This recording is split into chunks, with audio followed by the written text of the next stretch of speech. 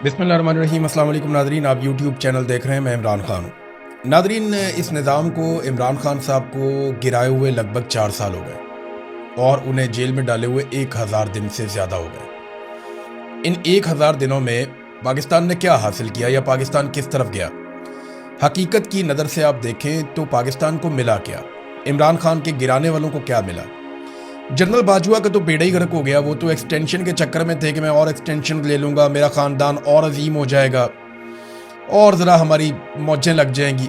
तो जनरल बाजवा का तो बेड़ा गर्क हुआ, वो अपने टाइम पे रिटायर हो गए।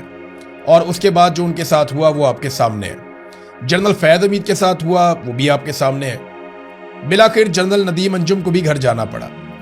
आसिफ मुनीर साहब को भी एक दिन जाना पड़ेगा। लेकिन इस बीच में हुआ क्या? इमरान खान को गिराने के बाद या उनको हटाने के बाद या 1000 दिन तक उन्हें जेल में रखकर इन्होंने हासिल क्या किया? फौज और अवाम के बीच में फासला बढ़ गया। यानी फौज के साथ पाकिस्तानी लोगों का एक रोमांस था और एक लोगों को यह लगता था कि मिलिट्री एस्टेब्लिशमेंट हमेशा से पाकिस्तान के लिए फैसले करती है। लेकिन अब लोगों को पूरा यकीन है कि पाकिस्तान के मिलिट्री जर्नल्स पाकिस्तान से पहले अपने लिए फैसला करते हैं, खासतौर पे वो जो फैसले करने के लिए बंद कमरों में बैठते हैं। उन्हें अपनी एक्सटेंशन, अपनी नौकरी, अपनी मुराद वो शायद ज़्यादा अजीज होती है। शायद क्या, यकीनी तौर पे ऐसा ही है। फिर मुल्क में नफरत की एक लहर ने जन्म लिया। इस वक्त पाकिस्तान में जितनी नफरत फैल चुकी है कभी हमने नहीं देखी। यानी कत्लेआम हुआ, बार बार तहरीक लब्बैक के लोगों को कत्लेआम किया गया, पहले उन्हें बनाया गया फिर उन्हें मारा गया। इसी तरह पाकिस्तान तहरीक इंसाफ के लोगों का बार बार कत्लेआम किया गया। फिर 9 मई की आड़ के अंदर 1 लाख से जायद घरों की चादर और चार दीवारी का तकद्दुस पामाल किया गया। खवातीन को सड़कों पे घसीटा गया, उनकी बेहुरमती की गई, बच्चों पे तशद्दुद किया गया, बेशुमार हजारों लोगों को गिरफ्तार करके जेलों में डाला गया। लोगों के माँ बाप मर गए, उन्हें जनाजे नहीं पढ़ने दिए गए। लोगों के रिश्तेदार मर गए, उन्हें जनाजों पे नहीं आने दिया गया। और जिद सिर्फ एक थी कि प्रेस कॉन्फ्रेंस करो। जिन लोगों ने प्रेस कॉन्फ्रेंस की उनके लिए सब ठीक हो गया और जिन्होंने इमरान खान को नहीं छोड़ा उनके पल्ले पाकिस्तान की एस्टेब्लिशमेंट ने कुछ नहीं छोड़ा। तो मुल्क में नफरत की एक लहर ने जन्म लिया और एक घुटन और मायूसी पूरे पाकिस्तान में फैल गई जो अब तक जारी है। सियासी इस्तेहकाम पाकिस्तान में ख्वाब बनकर रह गया। बार बार कोशिश की गई। DGISPR आया, उसने स्टेटमेंट दिया कि जिस दिन इमरान खान की हुकूमत गिरी और नई हुकूमत आई, डॉलर का रेट बेहतर हुआ है, पाकिस्तान की इकोनॉमी, स्टॉक एक्सचेंज बेहतर हुई है। लेकिन वो एक स्टेटमेंट ही था। उसके बाद से लेकर अब तक हम लगातार गोते खा रहे हैं। पाकिस्तान की मईशत जमीन बोस हो गई, सरमायाकारी 50 साल की कम तरीन सतह पे चली गई, बेरोजगारी और गुर्बत के रिकॉर्ड टूट गए, एक्सपोर्ट्स पाकिस्तान की लगातार कम हो गई और कौमी पैदावार में लगातार कमी होना शुरू हो गई। यानी कॉटन हम पैदा करते थे, आज पहले से कम पैदा करते हैं, बाकी इजनास भी पहले से कम पैदा करते हैं। हमारी कौमी पैदावार लगातार, चाहे वो प्रोडक्शन फैक्ट्रियों में हो रही है चाहे ज़राअत में हो रही है, वो कम हुई है, बढ़ी नहीं है। इंसानी हकूक की बदतरीन पामालियां पाकिस्तान में की गई और आलमी सतह पर पाकिस्तान का तशख्खुस, उसे काफ़ी नुकसान पहुंचाया गया। सारी एजेंसियों और इदारों को इसी काम पे लगा दिया गया कि इमरान खान से जुड़े लोगों को तबाह बर्बाद कर दो। कोई नैरेटिव पाकिस्तान की मिलिट्री एस्टेब्लिशमेंट की ख्वाहिश के खिलाफ नहीं आना चाहिए।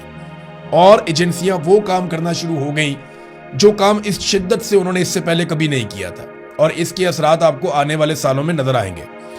अमन व अमान की सूरत हाल बुरी तरह खराब हो गई क्योंकि तवज्जो एजेंसियों की किसी और तरफ थी।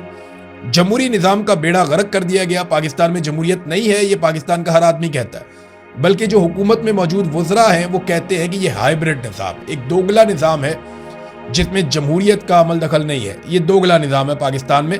जर्नैल मुल्क को चला रहे हैं और हम सिर्फ स्टीयरिंग व्हील पे बैठे हुए आपको दिखाई दे रहे हैं, अपने मुंह से कहते हैं वो।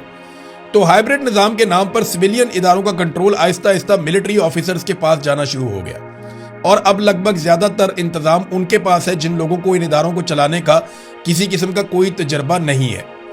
सरमायाकार पाकिस्तान से भाग गए और ब्रेन ड्रेन लगातार हो रहा है। लोग अपना सरमाया पाकिस्तान से निकाल रहे हैं, हुंडी करके, किसी भी तरीके से मनी लॉन्ड्रिंग करके लोग पाकिस्तान से बाहर पैसा लेकर जा रहे हैं। यूरोप में बहुत पैसा गया है, बरतानिया में बहुत पैसा गया है, लोग मिडल ईस्ट के अंदर बहुत पैसा निकाल कर ले गए हैं। मोहसिन नकवी ने खुद कहा कि $100 अरब पाकिस्तान से बाहर सिर्फ इन 3-4 सालों में चला गया। ये मोहसिन नकवी ने अपने मुंह से बताया। असल फिगर इससे भी ज्यादा है। تو سرمایہ کار بھی پاکستان سے بھاگ گئے, برین ڈرین ہو رہا ہے. جو پڑھے لکھے لوگ ہیں, ڈاکٹرز بہت بڑی تعداد میں چلے گئے, انجینئرز بہت بڑی تعداد میں چلے گئے, کاروباری لوگ, آئی ٹی ایکسپرٹس جو ہنرمند ہیں وہ پاکستان چھوڑ چھوڑ کر باہر جا رہے ہیں. لگ بھگ پاکستان نے 40,000 ارب کا قرضہ لیا ان 4 سالوں میں. 40,000 ارب کا, اتنا قرضہ پاکستان جب سے بنا تب سے لے کر اب تک لیا تھا. تو قرضہ لینے کا بھی پاکستان نے سارا ریکارڈ توڑ دیا. پاکستان کی ملٹری اسٹیبلشمنٹ نے گزشتہ 4 سالوں میں سب کچھ کر کے دیکھ لیا. حکومت گرا دی, اپنی حکومت بنا لی, پورا الیکشن چوری کر لیا, نا انصافیوں کے ریکارڈ قائم کر دیے, عدلیہ اور میڈیا اور پارلیمان کو یرغمال بنا لیا, مگر ملک ایک قدم بھی آگے نہیں چل پایا. عمران خان پاکستانیوں کی ضد بن گیا ہے. یہ بات پاکستان کی ملٹری اسٹیبلشمنٹ کو سمجھ جانی چاہیے. پاکستانیوں کی یہ ضد ہے, یعنی اسٹیبلشمنٹ کی ضد ہے کہ عمران خان کو آنے نہیں دینا, اور عوام کی ضد ہے کہ ہم عمران خان کو لا کر دکھائیں گے. اب اسٹیبلشمنٹ نے اپنے ہی ملک کے لوگوں سے لڑائی شروع کر دی ہے. پاکستان کی ملٹری اسٹیبلشمنٹ یعنی پاکستان کے چند جرنیلوں نے جو ٹاپ پر بیٹھے فیصلے کر رہے ہیں اپنے مفاد کے لیے, انہوں نے چند سیاستدانوں یا خاندانوں کے ساتھ مل کر یہ ضد بنا لی ہے کہ ہم نے عمران خان کو نہیں آنے دینا, جبکہ عوام نے ضد بنا لی ہے کہ ہم عمران خان کو لے کر آئیں گے. اب جب تک یہ میچ پڑا رہے گا نا, تب تک پاکستان آگے نہیں بڑھتا. یہ ہے سادی بات. اب آج عمران خان باہر کیسے آئیں گے؟ دیکھیں, ایک بات تو بڑی کلیئر ہے کہ عمران خان کی فیملی بھی اب یہ بات ماننا شروع ہو گئی ہے کہ عمران خان صاحب کی پارٹی عمران خان صاحب کو باہر نکالنے کے لیے کسی قسم کی کوئی ایکٹیویٹی نہیں کرنے والی. ابھی یہ ایک سٹیٹمنٹ میں آپ کو سناتا ہوں. عظمیٰ خانم عمران خان کی بہن ہے, وہ ایک سپیس میں بات کر رہی تھی. انہوں نے کیا کہا, ذرا یہ سنیے.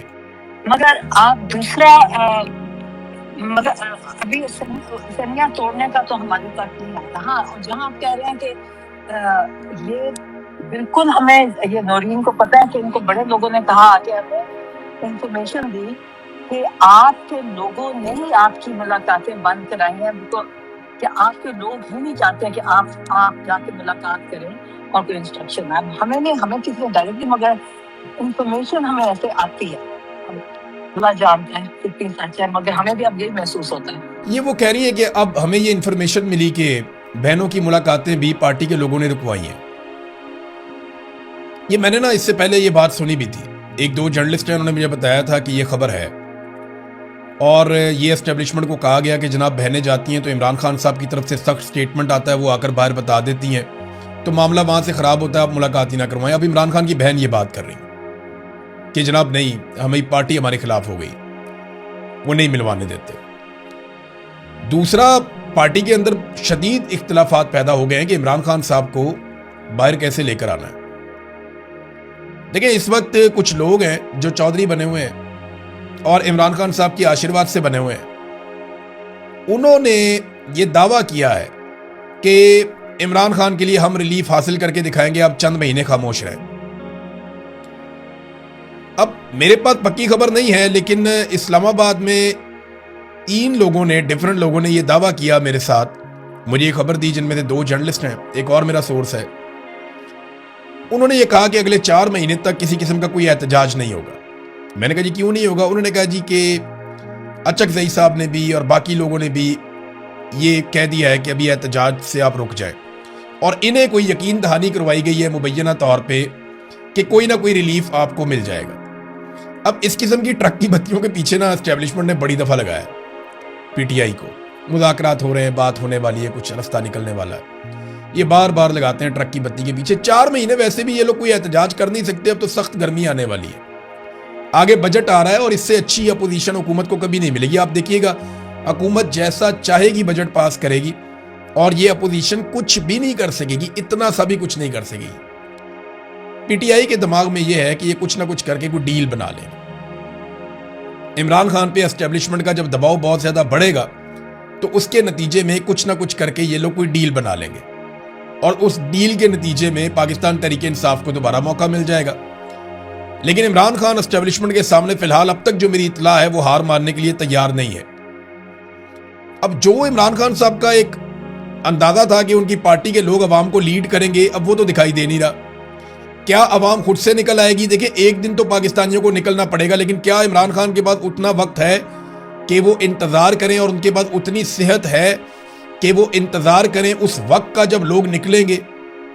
تو عمران خان کوئی 30 سال 40 سال کا نوجوان نہیں ہے، گو کہ وہ ایک فٹ آدمی ہے، وہ اپنے آپ کو ایکسرسائز سے فٹ رکھتے ہیں، انہوں نے ہمیشہ اپنا خیال رکھا، لیکن اس کے باوجود انہیں گولیاں لگ چکی ہیں، ان کی ایک آنکھ تقریباً ضائع ہو چکی ہے، لگاتار قید تنہائی کے اندر ان کو رکھا جا رہا ہے، اس کے اثرات انسان کے بولنے پر، انسان کے سوچنے پر پڑتے ہیں۔ یہ ساری چیزیں جن سے وہ گزر رہے ہیں یہ آسان نہیں ہے، اور پاکستان تحریک انصاف کے اندر ایسا لگتا ہے کسی کو اس بات کی فکر ہی نہیں ہے کہ عمران خان کے ساتھ کیا ہو رہا ہے۔ بڑی تکلیف ہوتی ہے یہ سوچ کر کے ایک سابق وزیر اعظم کو صرف ایک ملٹری اسٹیبلشمنٹ کی خواہش کے اوپر بغیر کسی جرم کے جیل کے اندر ڈالا ہوا، اور وہ جیل کاٹ رہا ہے، اور کوئی آدمی اس کی پارٹی میں جو اس کے نام لے کر MPs MNAs بن گئے، منسٹرز بن گئے، جن کو وزارتیں مل گئیں، وہ اس کا نام لے کر آ گئے، لیکن آج اس کے لیے کھڑے ہونے کو تیار نہیں ہے۔ پتہ نہیں کیسے ان کی غیرت گوارا کرتی ہے، مجھے تو سمجھ نہیں آتی۔ یہ بینیفیشری ہیں سارے عمران خان کے، سارے عمران خان کے بینیفیشری ہے، ان میں سے کوئی بھی مار کھانے کے لیے تیار نہیں ہے، کوئی بھی جیل جانے کے لیے تیار نہیں ہے۔ عورتوں نے اچھی لڑائی لڑی ہے، یعنی سنم جاوید نے اچھی لڑائی لڑی ہے، یاسمین راشد صاحبہ نے اچھی لڑائی لڑی ہے، جب تک وہ باہر تھی انہوں نے بڑی اچھی لڑائی لڑی، عالیہ حمزہ صاحبہ نے، اور بہت ساری خواتین ہیں، میں نام لینا بھول جاؤں، بھٹا صاحبہ ہیں، اور خواتین ہیں جو راولپنڈی میں بہت خواتین نکلتی ہیں، عمران خان کی بہنوں کے ساتھ بھی جاتی ہیں، تو میں سب کا نام جن کا نہ لے پاؤں میں معذرت چاہتا ہوں، جو اندر ہیں بیچاری ان کا میں تذکرہ کر رہا ہوں۔ خواتین نے اچھی لڑائی لڑی ہے، لیکن یہاں بہت سارے لوگ جن کے بڑے بڑے دعوے تھے وہ دکھائی نہیں دیے، پتہ ہی نہیں چلا گئے کدھر۔ تو ڈیل کی آس لگائی ہوئی ہے تحریک انصاف کے لوگوں نے کہ شاید کوئی بات بن جائے۔ اب ناظرین آئے ایک بڑی خبر کی طرف۔ بڑی خبر جو بین الاقوامی فرنٹ سے ہے وہ یہ ہے کہ ایران نے اپنی تازہ ترین تجاویز کا نیا مسودہ پاکستان کو دیا ہے کہ یہ امریکہ تک پہنچا دیں۔ اب اس سے پہلے ایران نے ایک مسودہ دیا تھا کہ امریکہ کے پاس یہ تجاویز لے کر جائیں، اس کو مسترد کر دیا ڈونلڈ ٹرمپ نے، کیونکہ ڈونلڈ ٹرمپ ڈو مور کہہ رہا ہے کہ جناب اور بہتر ڈیل چاہیے، مجھے مزید فیس سیونگ چاہیے۔ اب ایران ایک لیول سے آگے تو دے نہیں سکتا، لیکن ایران نے اچھا یہ کیا کہ ایک اور مرتبہ لچک دکھائی ہے، اور پاکستان نے یہ ریکویسٹ بھی کی ہے کہ ابھی کسی قسم کا کوئی حملہ نہ کیا جائے، جنگ بندی اس کو جاری رکھا جائے۔ امریکہ نے اس کو غیر معینہ مدت کے لیے جنگ بندی کی ہوئی ہے، اور ایران جارحیت تو کر نہیں رہا، تو وہ بیٹھا ہوا سکون سے، لیکن جو ناکہ بندی ہوئی ہے وہ لگاتار ایران کو پریشان کر رہی ہے، اور ہر گزرتے دن کے ساتھ ایران کے لیے مشکلات بڑھ رہی ہیں۔ ایسا نہیں ہے کہ ناکہ بندی سے ایران کو کوئی پرابلم نہیں ہو رہا، بالکل ہو رہا ہے، کافی پرابلم ہو رہا ہے، اور اس پرابلم کا کوئی نہ کوئی حل ایران کو نکالنا پڑے گا۔ بہرحال انہوں نے کچھ ترامیم شدہ تجاویز دوبارہ سے پاکستانی حکومت کے ذریعے سے امریکہ کو بھجوائی ہیں۔ اب اس پہ ایک مرتبہ پھر امریکہ کا سٹیٹمنٹ آیا کہ ایران کی بھجوائی گئی نئی تجاویز سے مطمئن نہیں ہوں، ڈونلڈ ٹرمپ نے پھر کہہ دیا۔ اب ٹرمپ کا جو اندازہ ہے یا انداز ہے بات کرنے کا، مجھے لگتا ہے کہ ڈونلڈ ٹرمپ کو مکمل فتح چاہیے، یا وہ اس تاثر کے ساتھ مڈ ٹرم الیکشن میں جانا چاہتے ہیں کہ انہیں مکمل فتح ملی ہے، یا کم سے کم اسرائیل کو وہ مطمئن کرنا چاہتے ہیں کہ اب خطے میں اسرائیل کے لیے کسی قسم کا کوئی خطرہ نہیں رہا۔ دیکھیں، ایرانی میزائل ٹیکنالوجی سے یا ڈرون سے کوئی اتنا بڑا پرابلم نہیں ہے امریکہ کو، وہ اس کا کوئی نہ کوئی سلوشن نکال لیں گے، لیکن اگر ایران نے ایٹمی تجربہ کر لیا تو اس کا پھر ان کے پاس کبھی بھی کوئی حل نہیں ہوگا۔ پھر جتنی مرضی ایران پہ پابندیاں لگائیں، الٹیمیٹلی ان کو ایران سے بات کرنی پڑے گی، اور ایک وقت آئے گا کہ ایران نارمل باقی ملکوں کی طرح جن کے پاس ایٹمی قوت ہونے کا ایک سرٹیفکیٹ ہے یا جن کے پاس ایٹمی ہتھیار ہے، ان کی طرح ایران بھی سروائیو کرے گا۔ ایران کو central Asia, Russia, even Pakistan side, India, یہ سب ایران سے تعلقات رکھتے ہیں۔ آپ بالکل اس کو بند کر کے نہیں رکھ سکتے، بہت بڑا ملک ہے، ایک طرف اس کے ترکی ہے، عراق ہے، اوپر رشیا ہے، سینٹرل ایشیا سے ملتا ہے، افغانستان سے ملتا ہے، پاکستان سے ملتا ہے، اور بہت بڑی سرحدیں ہیں، سامنے کی طرف عمان ہے، بہت سارے خلیجی ممالک ہیں۔ تو ایران کوئی ایسے ترن والا نہیں ہے جس کو آپ سمجھیں کہ بالکل ہی ایک دم ختم ہو جائے گا۔ تو اب یہ ایران نے تجاویز دی، لیکن ڈونلڈ ٹرمپ نے، کیونکہ ڈونلڈ ٹرمپ کے کورٹ میں بال ہے، تو ڈونلڈ ٹرمپ نے ہی فیصلہ کرنا ہے کہ اب کیا ہوگا۔ تو ڈونلڈ ٹرمپ نے کہا جی کہ وہ مطمئن نہیں ہے، یہ نہیں بتایا دونوں نے کہ تجاویز ہے کیا، لیکن ایران نے مزید فلیکسیبلٹی دکھائی ہے، تو مے بی فلیکسیبلٹی یہی ہو کہ یورینیم کو چند سالوں کے لیے وہ ڈیل دے رہے ہوں کہ جی اتنے سالوں تک ہم کچھ بھی نہیں کریں گے، ہم آپ کے معاہدے کے مطابق چلیں گے، ہم یہ چیزیں طے کر لیتے ہیں۔ مے بی ایران جو ہے وہ ان چیزوں پہ ایگری کر گیا ہو۔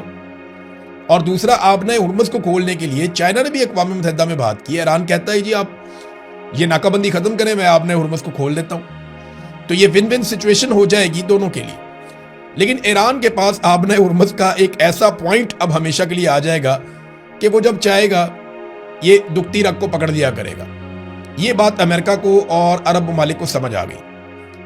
وہ کوئی اس کا ایسا سلوشن نکالیں گے یا کوئی ایسا حل نکالیں گے کہ بین الاقوامی سطح پہ آبنۂ ہرمز کو آئندہ کنٹرول کیا جائے گا. وہ کچھ ایسا کرنا چاہیں گے تو ایران بھی اپنے آپ کو مکمل طور پہ باہر نہیں نکالے گا. امریکہ نے کیا یہ ممکن ہے کہ امریکہ حملہ کرے؟ تو اس کے لیے جو بڑی خبر ہے میں آپ کو بتاتا ہوں کہ سینٹ کام کمانڈر ایڈمرل بریڈ کوپر اور پیٹ ہیگزٹ جو ان کے وزیر دفاع ہے اور joint chief chairman general Dan Caine, انہوں نے ڈونلڈ ٹرمپ کو ایران کے خلاف ممکنہ نئے ملٹری آپریشن پر بریفنگ دی اور 3 آپشنز پہ غور کیا گیا. یعنی ڈونلڈ ٹرمپ نے بریفنگ لی ہے سینٹ کام کے کمانڈر سے اور اس کے ساتھ وزیر دفاع تھے، اس کے بعد جو ہے وہ جوائنٹ چیف چیئرمین تھے، اور ان سب سے انہوں نے بریفنگ لی ہے اور 3 آپشن پہ غور کیا گیا. نمبر 1 یہ ہے کہ مختصر مدت میں شدید ترین حملہ کیا جائے ایران پہ اور ساتھ ہی مذاکرات کر کے معاملہ حل کیا جائے تاکہ فیس سیونگ ہو جائے بڑے پیمانے پہ. نمبر 2 آبنۂ ہرمز پہ قبضے کا ایک منصوبہ پیش کیا گیا کہ اگر اس پہ قبضہ کر دیں پورے طریقے سے تو اس میں کیا کرنا پڑے گا. نمبر 3 ایران سے اگر افزودہ یورینیم اٹھا کر لے کر جانی ہے تو زمینی آپریشن کرنا ہے تو اس کا طریقہ کار کیا ہوگا. یہ 3 آپشنز ان کے سامنے ڈونلڈ ٹرمپ کے رکھی گئی ہیں جو امریکن میڈیا میں رپورٹ ہوئی. یاد رکھیے گا کہ 26 فروری کو یعنی 28 فروری کو اٹیک کیا تھا امریکہ نے اور 26 فروری کو ڈونلڈ ٹرمپ کو بالکل ایسی ایک بریفنگ دی گئی تھی حملے سے 2 دن پہلے. یعنی پچھلی مرتبہ حملے سے 2 دن پہلے بالکل ایسی ہی بریفنگ ڈونلڈ ٹرمپ نے لی تھی اور اب اسی نوعیت کی بریفنگ دوبارہ ڈونلڈ ٹرمپ نے لی ہے. تو کیا ڈونلڈ ٹرمپ دوبارہ حملہ کرنے جا رہے ہیں؟ دیکھیں حملے کی صورت میں امریکہ کو سب سے پہلے اپنے بحری بیڑے پیچھے ہٹانے پڑیں گے. اس کی وجہ یہ ہے کہ پچھلی مرتبہ امریکی اڈوں کے اوپر جو ایران نے اٹیک کیا وہ امریکہ کے لیے ہلا دینے والی چیز تھی، وہ اس کی توقع نہیں کر رہے تھے اور کافی نقصان ہوا امریکہ کا، اسرائیل کا بھی، عرب ممالک کا بھی. اب اس مرتبہ ایران نے اپنے اہداف الگ الگ قسم کے بتائے ہوئے ہیں. یہ جو بحری بیڑے ہیں نا امریکہ کے، یہ بہت قیمتی ہیں، اربوں ڈالر کے ہیں، تو امریکہ نہیں چاہے گا کہ یہ سمندر کی تہہ میں چلے جائیں. لہذا وہ ان بیڑوں کو پہلے پیچھے ہٹائے گا اور اس جگہ پہ لے کر جائے گا جہاں سے وہ ایران کی رینج سے باہر چلے جائیں. پھر وہ اپنی جنگی حکمت عملی کے اوپر عمل کرے گا. یہ بہت لمبا چوڑا پروسیجر ہے. جیسے یہ لڑائی ہوئے گی آپ دیکھیں گے یہ ساری چیزیں ان کو کرنی پڑیں گی. ناظرین، امریکی صدر کو نا اگر وہ کوئی جنگ شروع کر دے تو 60 دن کے اندر اسے کانگریس سے منظوری لینی ہوتی ہے.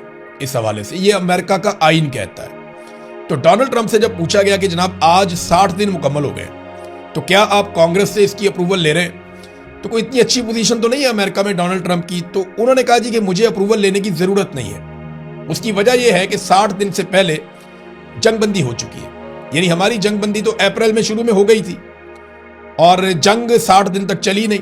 تو کیونکہ جنگ بندی ہو گئی ہے اور انہوں نے ایک لیٹر بھی لکھ دیا ڈونلڈ ٹرمپ نے کہ ابھی ہماری کوئی جنگ نہیں چل رہی، لہذا ان کے مطابق انہیں کوئی ضرورت نہیں ہے جنگ کی اجازت لینے کی ایران کے ساتھ لڑائی کے حوالے سے، کیونکہ جنگ بندی ہو چکی ہے 60 دن سے پہلے. اب اگر دوبارہ جنگ شروع ہوتی ہے تو اس کے لیے ڈونلڈ ٹرمپ کو پھر جو آئینی رکاوٹ ہے اس کو عبور کرنا پڑے گا.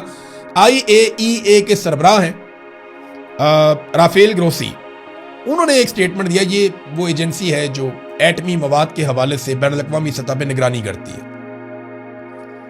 اب رافیل گروسی جو اس کے سربراہ ہیں انہوں نے ایک سٹیٹمنٹ دیا. انہوں نے کہا جی کہ ان کی اطلاع کے مطابق یہ قوی امکان موجود ہے کہ ایران کی جو افزودہ شدہ یورینیم ہے، جو انریچمنٹ ہو چکی ہے یورینیم کی، جو تیار ہے جس سے ایٹم بم بن سکتا ہے 2 ہفتوں کے اندر اندر، وہ جو یورینیم ہے وہ اصفہان میں ہی موجود ہے جو جوہری مرکز ہے وہاں پہ. یہ دعویٰ کیا انہوں نے. اب اگر وہ وہاں موجود ہے تو امریکہ وہاں پہ کیسے اٹیک کرے گا؟ یاد رکھیے گا اس سے پہلے جو لڑائی جھگڑا ہوا تھا بہت بڑے پیمانے پہ وہ اصفہان میں ہی ہوا تھا. انٹرنیشنل فرنٹ پہ ایک اور خبر ہے ناظرین کہ گزشتہ 4 سالوں میں جو تیل کی قیمتیں رہی ہیں بین الاقوامی سطح پہ، آج 4 سالوں کا ریکارڈ ٹوٹ گیا. تیل کی قیمتیں بلند ترین سطح پر پہنچ گئی ہیں اور ڈونلڈ ٹرمپ کے لیے یہ کافی سخت ہے کیونکہ بہت سارے ایسے ممالک جو ڈونلڈ ٹرمپ کے اتحادی ہیں وہ اب براہ راست متاثر ہونا شروع ہو گئے ہیں اور کہیں نہ کہیں وہاں پہ جو ہے نظام زندگی تو مفلوج نہیں ہوا لیکن ان کے کاروباری معاملات، ان کی معیشت کے معاملات جو ہے وہ متاثر ہو رہے ہیں. جیٹ فیول کی کمی کی وجہ سے فلائٹوں کی قیمتیں بڑھ رہی ہیں اور فلائٹیں کینسل بھی ہو رہی ہیں. یہ وہ چیزیں ہیں جن کی وجہ سے ڈونلڈ ٹرمپ پہ دباؤ بڑھے گا اور ڈونلڈ ٹرمپ کو جلد از جلد نہ صرف تیل کی قیمتیں کم کرنی پڑیں گی بلکہ تیل کی رسد کو بھی یقینی بنانا پڑے گا، ورنہ یہ سارا کچھ امریکہ کے کھاتے میں ہی جائے گا. اب تک کے لیے اتنا ہی. اپنا خیال رکھیے گا، اپنے اس چینل کا بھی. اللہ حافظ.